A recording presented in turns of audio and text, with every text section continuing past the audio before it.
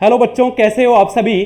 किसी ने क्या खूब कहा है कि हवाओं के भरोसे मत उड़, चट्टाने तूफानों का भी रुख मोड़ देती है, अपने पंखों पर हौसला रख, हवाओं के भरोसे तो पतंगे उड़ा करती है। तो बच्चों, आज हम लेके आए हैं आपके लिए प्रत्यावर्ती धारा वाले चैप्टर से सब लगभग सभी क्वेश्चंस जो कि बोर्ड एग्जाम 2023 को कवर करेंगे। तो चलिए उनको शुरू करते हैं, देखते हैं सारे क्वेश्चंस किस टाइप के क्वेश्चंस यहां से शॉर्ट क्वेश्चंस, शॉर्ट से थोड़े बड़े क्वेश्चंस और निबंधात्मक क्वेश्चंस, सारे जो क्वेश्चंस बनते हैं सभी इंपॉर्टेंट क्वेश्चंस का मैंने यहां पे समावेश कर दिया है। तो आप सिर्फ इन्हीं क्वेश्चंस को देख ले, आपका बेड़ा पार हो जाएगा। चलिए शुरू करते हैं। पहला क्वेश्चन है अपना, एक प्रत्यावर्ती वोल्टता का समीकरण निम्न है। हम जानते हैं कि प्रत्यावर्ती वोल्टता का समीकरण बच्चों, प्रत्यावर्ती वोल्टता का समीकरण होता है V बराबर V maximum sign omega T. और ये समीकरण हमें दिया गया है, इसकी तुलना करके हमें बताना है इसका वर्ग माध्य मूल मान यानी कि Vrms की वैल्यू क्या है और इसकी आवर्ती का मान क्या है। तो मैं तुम्हें बता दूं कि यहां पर V बराबर 200 √2 साइन 100 पाई टी दे रखा है। तो बच्चों यहां पर हमें ओमेगा का मान जो दे रखा है, ओमेगा बराबर होता है 2 पाई बाई टी। और यहां से मैं बात करूं तो 1 बाई टी को मैं लिख सकता हूं आवर्ती 2 पाई एफ। तो एफ का मान मैं कितना कैलकुलेट करूं कि एफ का मान मैं कितना रखूं कि यहां पर 100 आ जाए। तो पाई का मान पाई रखना है, टी की वैल्यू टी रखनी है, लेकिन मैं एफ का मान यहां से कैलकुलेट करूंगा ताकि मुझे यहां पे 100 मिल जाए, जैसा कि मैं समीकरण में दे रखा है। तो बच्चों मैं यहां पर एफ बराबर 50 अगर अज्यूम करूं, 50 हर्ट्ज, तो यहां 50 2 से गुणा होकर के 100 हो जाता है और यहां से हमारा मान मिलता है 100 पाई टी जो कि यहां पे मिल रखा है। तो इसका मतलब हमारा एक आंसर जो आवर्ती था, आवर्ती वाला जो आंसर था वो तो हो गया अपना 50 हर्ट्ज। आवर्ती की वैल्यू तो हमने कैलकुलेट कर ली, लेकिन अभी हमें एक वैल्यू निकालनी है और वो निकालनी है वर्ग माध्य मूल मान की। तो याद करो वी आर एम एस वोल्टता के मैक्सिमम मान का √2 गुणा होता है। और ये जो पूरा मान है ये V मैक्सिमम का है। देखो इससे तुलना करो, ये पूरा मान V मैक्सिमम का है।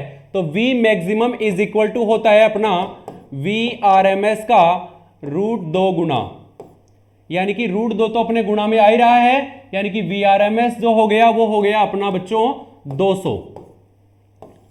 तो Vrms की वैल्यू हो गई अपनी 200 और आवर्ती का मान हो गया अपना 50 हर्ट्ज। यह क्वेश्चन पूछा है कि प्रत्यावर्ती वोल्टता समीकरण में हमें वोल्टता का मान दे रखा है और वहां से आवर्ती और Vrms वैल्यू कैलकुलेट कीजिए। नेक्स्ट क्वेश्चन है प्रत्यावर्ती धारा के वर्ग माध्य मूल मान, यानी कि धारा के वर्ग माध्य मूल मान को बोलेंगे Irms और शिखर मान यानी कि I मैक्सिमम के मध्य संबंध स्थापित कीजिए। और यह हमें पहले से आता है Irms बराबर होता है I मैक्सिमम बटे √2, या फिर इसको यह भी बोल सकते हैं 0.707 I मैक्सिमम। तो बच्चों ये सीधा संबंध है, ये तुम्हें डायरेक्ट याद रखना है। ऐसे क्वेश्चंस वन लाइनर क्वेश्चंस हम कर रहे हैं, वन लाइनर शॉर्ट क्वेश्चंस हम कर रहे हैं। आज एमसीक्यू क्वेश्चंस हम नहीं कर रहे हैं। किसी प्रत्यावर्ती धारा का समीकरण I बराबर Im साइन ओमेगा टी है, तो प्रेरकत्व परिपथ में प्रत्यावर्ती वोल्टता का समीकरण लिखो।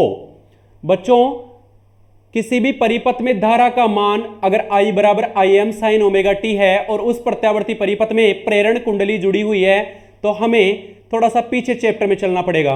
और चैप्टर के अंदर हमने एक परिपथ पढ़ा था कि प्रत्यावर्ती धारा परिपथ के अंदर शुद्ध प्रेरकत्व कुंडली हमने जोड़ी थी और उस समय हमने पाया था कि वहां पर जो धारा का मान है वो वोल्टता के मान से π/2 कलांतर पीछे है। धारा का मान वोल्टता के मान से π/2 कलांतर पीछे है। इसका मतलब यदि धारा का समीकरण ये है तो इससे वोल्टता π/2 आगे होगी, तो वोल्टता का जो मान हो जाएगा V बराबर V maximum sign omega T, समान कला में नहीं होगी, π/2 आगे होगी। वोल्टता प्रेरकत्व के लिए वोल्टता धारा से π/2 कलांतर आगे होती है, जबकि संधारित्र के लिए या धारिता के लिए π/2 पीछे होती है। यह ध्यान रखना, थ्योरी से पढ़ करके इसका आंसर देना है। अगर यहां पर ये कंडीशन बनती हमारे लिए कि V का मान दे रखा है ये, V का मान दे रखा है, V का मान हमें दे रखा है V बराबर V maximum sign omega T. अगर ये पहले वोल्टता दी हुई होती तो धारा वोल्टता से π/2 कालांतर पीछे होती है, और धारा पूछी होती तो हम धारा का लिखते हैं Im sine omega T minus π/2। यहां से क्या पता चलता है इन दोनों समीकरणों से कि धारा π/2 कालांतर पीछे है। धारा पीछे है तो कौन आगे है? वोल्टता आगे है। अब हमें दे दी है धारा, तो धारा देकर के हमें पूछा है वोल्टेज, और वोल्टेज π/2 कालांतर आगे बताना पड़ रहा है हमें। तो दोनों ही कंडीशन में तुम्हें वोल्टता देकर के धारा पूछ सकता है, तो धारा पीछे ही रहेगी और आगे कौन रहेगी? वोल्टता। तो वोल्टता को आगे दिखाने के लिए प्लस π/2 और धारा को पीछे दिखाने के लिए माइनस π/2। अगर ये पड़ा हुआ है नोट्स में तो ये भी आंसर सही है, और अगर ये पूछ ले तो ये आंसर सही है। नेक्स्ट अपना क्वेश्चन है बच्चों, प्रत्यावर्ती धारा की आवर्ती बढ़ाने पर प्रेरकीय प्रतिघात और धारितीय प्रतिघात पर क्या क्या प्रभाव पड़ता है। सबसे पहले ये जो प्रतिघात होते हैं ये प्रतिरोध ही होते हैं, तो हमें पता होना चाहिए प्रेरकीय प्रतिघात। प्रेरकीय प्रतिघात, प्रेरकीय प्रतिघात यानी प्रेरण कुंडली का प्रतिरोध होता है XL, और ये होता है बच्चों L ओमेगा, यानी कि L ओमेगा को हम क्या लिख सकते हैं? L गुणा 2πf, L गुणा 2πf। ये क्या बोल रहा है कि इनकी आवर्ती बढ़ाने पर, यानी कि एफ का मान बढ़ाने पर, एफ का मान बढ़ाने पर XL भी बढ़ जाएगा। XL किसके सब प्रोपोर्शनल होता है? F के। तो F का मान बढ़ाएंगे तो XL भी बढ़ जाएगा। ये तो बढ़ जाएगा, ये तो बढ़ जाएगा। और हम बात करें धारितीय प्रतिघात की,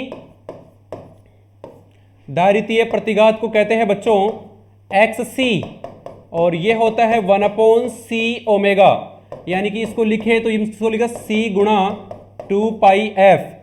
XC व्युत्क्रमानुपाती होता है आवर्ती के, यानी कि अगर हम f का मान बढ़ाएंगे तो XC का मान घट जाएगा। तो बच्चों उस कंडीशन में हमारा धारितीय प्रतिघात घट जाता है और प्रेरकीय प्रतिघात बढ़ जाता है। आवृत्ति को बढ़ाने पर प्रेरकीय प्रतिघात, आवृत्ति को बढ़ाने पर प्रेरकीय प्रतिघात बढ़ जाता है, और आवृत्ति को बढ़ाने पर धारितीय प्रतिघात घट जाता है। Very important question. Next question है, श्रेणी LCR अनुनादी परिपथ में प्रतिबाधा का मान कितना होता है? प्रतिबाधा, तो बच्चों याद करो प्रतिबाधा का जो सूत्र पढ़ा था, LCR परिपथ में तीनों ही प्रतिरोध जुड़े होते हैं, और ये सूत्र था R² plus XL minus XC का होल स्क्वायर, ये सूत्र था। और अनुनाद की अवस्था में, अनुनाद की अवस्था में, अनुनाद की अवस्था उसे कहा था हमने जहां पर XL और XC दोनों बराबर हो गए हो। धारितीय प्रतिघात और प्रेरकीय प्रतिघात दोनों बराबर हो गए हो, और यहां पे हमें मिली थी अनुनादी आवर्ती, और वो मिली थी 1/√LC। ये भी एक सूत्र है। अगर ये इसके दोनों बराबर हो जाएंगे तो यहां पे इसका मान 0 हो जाएगा, और यहां से मैं तुम्हें बता दूं कि Z बराबर मुझे मिलेगा √R² प्लस 0, तो Z मिनिमम प्राप्त हो जाएगा मुझे सिर्फ R। हमें क्या पूछा गया है कि LCR अनुनादी परिपथ में प्रतिबाधा का मान कितना होता है? तो प्रतिबाधा का मान न्यूनतम होता है, और वो किसके बराबर होता है? R के बराबर होता है। बस इतना सा करके आना है। वन लाइनर क्वेश्चन है, ये शॉर्ट क्वेश्चन है, ये 1 नंबर में इनको पूछा जाता है। नेक्स्ट क्वेश्चन है बच्चों अपना, एक ट्रांसफार्मर की प्राथमिक और द्वितीयक कुंडलिका में घेरों की संख्या का अनुपात 1:4 है। ये कौन सा ट्रांसफार्मर है? First of all we have to know कि ट्रांसफार्मर दो प्रकार के होते हैं। एक होता है ऊंचाई ट्रांसफार्मर, वो ट्रांसफार्मर जो प्राथमिक कुंडली में वोल्टता के मान को द्वितीयक कुंडली से गुजरने पर बढ़ा देता है। तो वोल्टता के मान को बढ़ाने के लिए ट्रांसफार्मर का इस्तेमाल करते हैं हम। और ट्रांसफार्मर दो प्रकार के जैसे कि बात कर ली हमने, ऊंचाई और अपचाई। हमारे पास दे रखे हैं द्वितीयक कुंडली में फेरों की संख्या और प्राथमिक कुंडली में फेरों की संख्या। प्राथमिक कुंडली में 1 है और द्वितीयक कुंडली में जो दे रखे हैं वो दे रखा है कितना? 4। दोनों का अनुपात 1:4 है। और जहां जहां NS का मान NP से ज़्यादा हो वहां पर VS का मान भी किससे ज़्यादा होगा, VP से। और धारा किसकी ज़्यादा रहेगी, P की। प्राथमिक कुंडली की धारा द्वितीयक कुंडली की धारा से ज़्यादा रहेगी। कारण पहली बात, ट्रांसफार्मर काम करता है अन्योन्य प्रेरण के सिद्धांत पे, और अन्योन्य प्रेरण यह कहता है कि यदि किसी प्राथमिक कुंडली में धारा प्रवाहित की जाए तो द्वितीयक कुंडली के चुंबकीय फ्लक्स में परिवर्तन होने से वहां पर प्रेरित विद्युत वाहक बल उत्पन्न हो जाता है। तो प्राथमिक कुंडली में धारा बढ़ाने से द्वितीयक कुंडली में वोल्टेज बढ़ेगा और वहां पे वोल्टेज और ज्यादा बढ़ जाएगा यदि फेरों की संख्या ज्यादा है। तो बच्चों ये ट्रांसफार्मर हो जाएगा ऊंचाई ट्रांसफार्मर, यानी वोल्टता को उच्च करने वाला ऊंचाई ट्रांसफार्मर। इसका आंसर हो जाएगा ऊंचाई ट्रांसफार्मर, क्योंकि द्वितीयक कुंडली में फेरों की संख्या घेरों की संख्या ज्यादा है, तो ये ऊंचाई ट्रांसफार्मर हो गया। नेक्स्ट अपना क्वेश्चन है बच्चों, संधारित्र दिष्ट धारा का मार्ग अवरुद्ध कर देता है जबकि प्रत्यावर्ती धारा को जाने देता है। एबेसदे में भी तुमसे यह क्वेश्चन पूछा जा सकता है कि संधारित्र कौन सी धारा को जाने देता है, और क्वेश्चन आ सकते हैं दिष्ट धारा को जाने देता है, प्रत्यावर्ती धारा को जाने देता है, दिष्ट और प्रत्यावर्ती दोनों धाराओं को जाने देता है, या दिष्ट और प्रत्यावर्ती दोनों धाराओं को ही नहीं जाने देता है। तो इसका आंसर होगा कि यह सिर्फ प्रत्यावर्ती धारा को जाने देता है। हम दो परिपथों की बात करते हैं और यहां पर संधारित्र लगाते हैं। एक बच्चों हम लगा लेते हैं यहां पर बैटरी, और यहां पे धारा जा रही है I, और इसको हम संधारित्र से जाते हुए देखना चाहते हैं कि संधारित्र से धारा जाती है कि नहीं जाती। एक अपने पास दूसरा परिपथ है, और दूसरे परिपथ में भी हम संधारित्र लगा देते हैं, और संधारित्र को बच्चों हम देंगे प्रत्यावर्ती वोल्टता, जिसका मान होता है V maximum sign omega T. और यहां पर हमने दे दी है बैटरी, क्योंकि बैटरी में होती है दिष्ट धारा, और यह है हमारी प्रत्यावर्ती वोल्टता। यहां से हमारी धारा आई जा रही है। तो मैं बता दूं बच्चों कि दिष्ट धारा के लिए, देखो इधर देखो, संधारित्र दिष्ट धारा के मार्ग को अवरुद्ध कर देता है, मतलब दिष्ट धारा को संधारित्र आगे संप्रेषित नहीं करता है। तो इसके लिए रीजन यह है कि दिष्ट धारा की आवृत्ति जो होती है वो शून्य होती है। दिष्ट धारा की आवृत्ति, दिष्ट धारा समय के साथ परिवर्तित ही नहीं होती। ये समय के साथ अगर दिष्ट धारा का ग्राफ बनाया जाए तो ये समय के साथ क्या रहती है, नियत, और समय के साथ नियत रहती है, तो इसकी आवृत्ति क्या रहती है, शून्य। और आवृत्ति शून्य रहने की कंडीशन में इसका प्रतिरोध क्या हो जाता है, देखो अभी अभी हमने देखा XC बराबर क्या होता है, 1/2 पाई F, 1/2 पाई F। अगर इसका मान शून्य कर देंगे तो XC का मान हो जाएगा 1/0, यानी XC कितना हो जाएगा, अनंत। और XC किसका प्रतिरोध होता है, संधारित्र का प्रतिरोध होता है। अगर संधारित्र का प्रतिरोध अगर अनंत हो गया तो प्रतिरोध अनंत होने से बताओ ओम के नियम से, प्रतिरोध अगर अनंत हो गया, बहुत ज्यादा हो गया, प्रतिरोध अगर अनंत हो गया, ये बहुत ज्यादा हो गया, तो धारा क्या हो जाएगी, लगभग शून्य। इसीलिए संधारित्र में से दिष्ट धारा नहीं जाती है। लेकिन मैं बात करूं प्रत्यावर्ती धारा की, तो प्रत्यावर्ती धारा की कुछ न कुछ क्या होती है, आवृत्ति होती है, और यह आवृत्ति होती है, और इसकी आवृत्ति प्रत्येक आधे गुणन के पश्चात बदलती रहती है। इसीलिए इसकी कुछ न कुछ क्या होती है, फ्रीक्वेंसी होती है, कुछ आवृत्ति होती है। और भारत में इसकी आवृत्ति होती है 50 हर्ट्ज, और अमेरिका में होती है इसकी 60 हर्ट्ज। तो प्रत्यावर्ती धारा के लिए इसकी कुछ न कुछ आवृत्ति होती है, और कुछ न कुछ आवृत्ति होती है तो इसका कुछ न कुछ प्रतिरोध होता है, अनंत नहीं होता, बस कुछ ही प्रतिरोध होता है, और उस कंडीशन में प्रत्यावर्ती धारा संधारित्र से गुजर जाती है। तो इसको ढंग से एक्सप्लेन करके समझा के आना है ना, ये भी शॉर्ट क्वेश्चन है। नेक्स्ट अपना क्वेश्चन है बच्चों, प्रत्यावर्ती धारा के प्रथम अर्ध चक्र में औसत मान ज्ञात कीजिए। प्रथम अर्ध चक्र में, जैसा कि मैं तुम्हें बता चुका हूं कि प्रत्यावर्ती धारा जो होती है वो अपने आधे चक्र में धनात्मक और आधे चक्र में ऋणात्मक होती है। ये +A हो गया और ये हो गया -A। आधे चक्र में धनात्मक और आधे चक्र में ऋणात्मक होती है। इसीलिए धनात्मक और ऋणात्मक होने के कारण एक पूर्ण चक्कर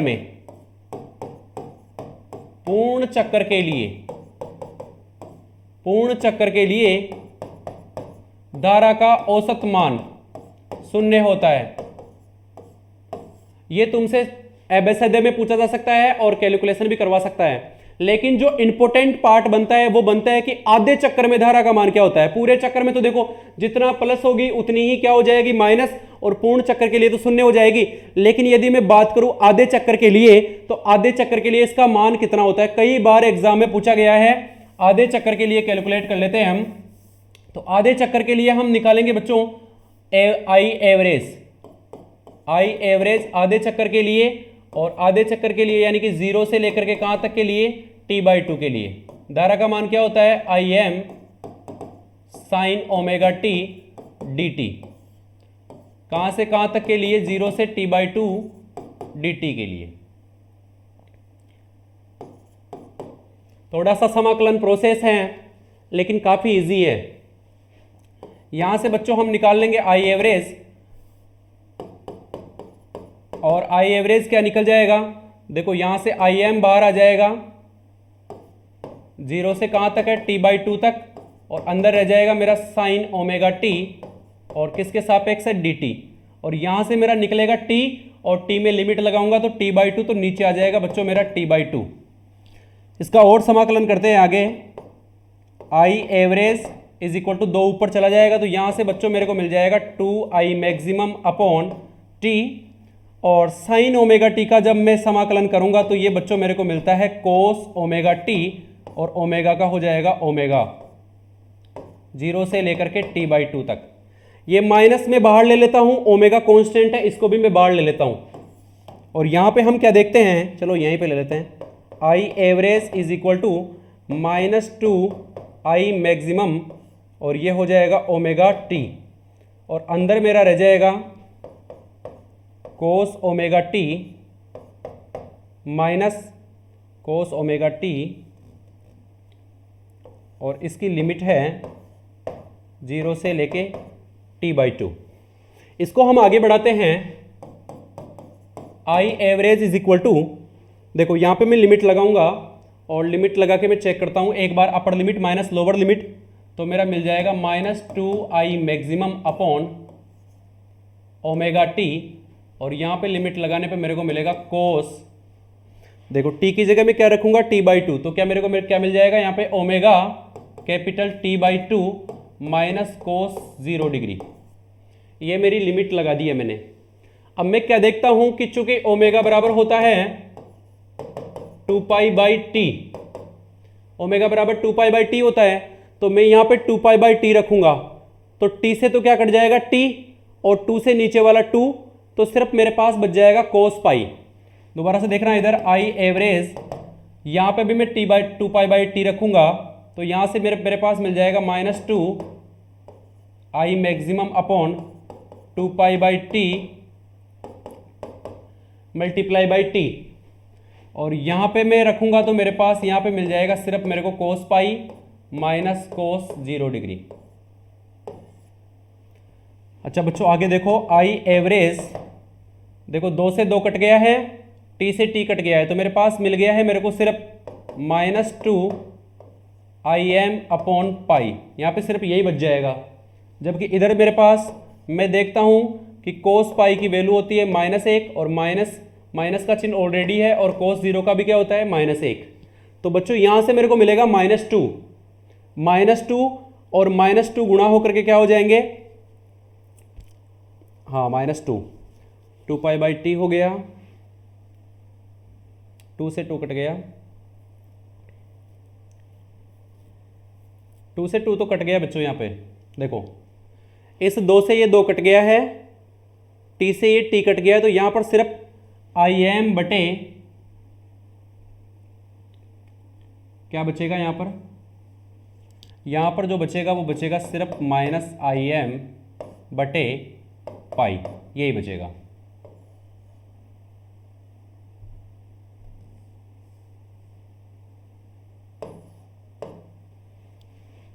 ये -1। अब ठीक है, देखो यहां से 2 से 2 कट गया है, t से t कट गया है, तो Im बटे पाई बचेगा, वो भी माइनस का।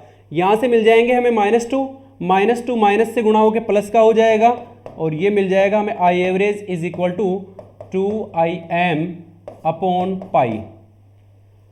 2Im अपॉन पाई, पाई का मान 3.14 यदि हम रखेंगे और 2 में यदि हम भाग देंगे तो इसका जो रिजल्ट है, वैसे तो तुम्हें डायरेक्ट भी याद रखना है, 0.636 I मैक्सिमम। यह है धारा का आधे चक्कर के लिए,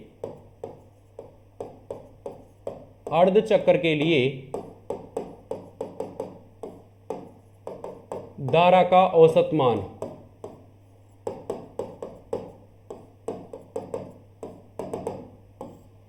अर्ध चक्कर के लिए धारा का औसत मान। बच्चों दोबारा से समझ लो थोड़ा सा। धारा का आधे चक्कर के लिए 0 से t/2 के लिए यह धारा का मान होता है, प्रत्यावर्ती धारा का यही मान होता है, I बराबर I maximum sine omega t।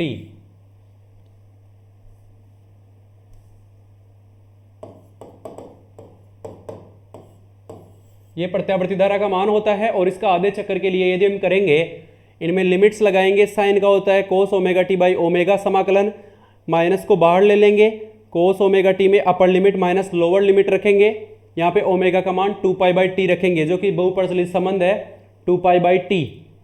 यदि एकांक समय में या एक आवर्त काल में 2π गुणन हो तो उसे कोणीय आवर्ती या कोणीय चाल कहते हैं, है ना। तो वहां पर 2π/t यहाँ पर भी रखेंगे, t से t कट जाएगा, 2 से 2 कट जाएगा, सिर्फ कोस पाई बचेगा। कोस पाई की वैल्यू ध्यान रखनी है, -1 होती है, -1 और -1 -2 होते हैं, जो कि बाहर आकर के +2 हो जाएंगे। +2Im बटे पाई को 0.636 I मैक्सिमम लिख सकते हैं। तो ये हो जाएगा अपने आधे घूर्णन के लिए या प्रथम अर्ध चक्कर के लिए, प्रथम अर्ध चक्कर के लिए धारा का औसत मान। जैसे कि मैं तुम्हें पहले ही बता चुका हूं कि धारा का औसत मान, यहाँ पे प्लस रहता है, ये धनात्मक अर्ध चक्र है और ये ऋणात्मक अर्ध चक्र है। प्रत्यावर्ती धारा का मान, इसकी कुछ ना कुछ आवृत्ति भी होती है। वेरी इंपॉर्टेंट क्वेश्चन है, बहुत ज्यादा इंपॉर्टेंट है। अगला, अब मैंने अपने बहुत समय खर्च करने के पश्चात अपने एनालिसिस से यहाँ पर 2 निबंधात्मक क्वेश्चन निकाले हैं, क्योंकि यहाँ से निबंधात्मक क्वेश्चन भी पूछा जाता है। तो आप अभी सिर्फ इन 2 ही क्वेश्चंस पर मेहनत करोगे। एक तो हमने जो पढ़ा था, प्रत्यावर्ती धारा परिपथ के अंदर शुद्ध प्रेरण कुंडली लगाई थी और प्रेरण कुंडली में प्रत्यावर्ती वोल्टता हमने आरोपित करी थी V बराबर Vm साइन ओमेगा t, और यहां से हमें धारा मिली थी, धारा Im साइन ओमेगा t -π/2, यानी कि वोल्टता की कला से π/2 पीछे 2 धारा मिली थी। तो इसके लिए हमें कलांतर स्थापित करना है, प्रतिघात स्थापित करना है, यानी XL का मान निकालना है और औसत वे ऊर्जा दर ज्ञात करनी है। फेजर आरेख बनाने हैं, फेजर आरेख बनाने हैं। वेरी इंपॉर्टेंट, फेजर आरेख तुम्हें बनाने पड़ेंगे और फेजर आरेख तुम्हें बनाना आता ही होगा। नहीं आता तो मैंने जैसे कि तुम्हें बता दिया कि आरेख वाला एक नया वीडियो हम लेके आएंगे, उसमें फेजर आरेख बनाना भी सिखाएंगे।